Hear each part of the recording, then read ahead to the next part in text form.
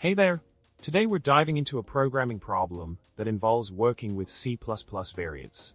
The problem at hand is that we have a std, variant containing different types, and we want to create a new std, variant that holds pointers to those types. Quite an interesting challenge, right? Now, let's talk about the solution.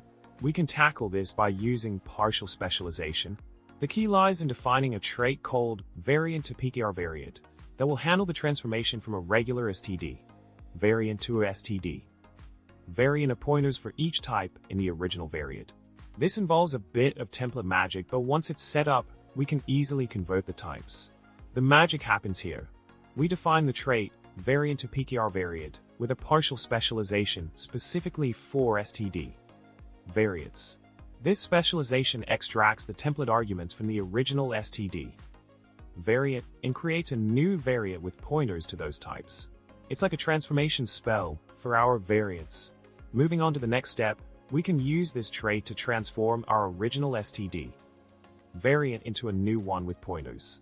By instantiating my variant with int and float, and then applying VariantToPtrVariant_t, we get a new variant, my variant of pointers, containing int asterisk and float asterisk. Voila! Our transformation is complete. In the final part of our solution, we put everything together in a complete example. We include the necessary headers, define the trait, apply it to our original variant, and verify that the transformation worked correctly using static underscores. So, it's always satisfying to see everything fall into place, isn't it? And that's a wrap on our solution to the variant transformation problem.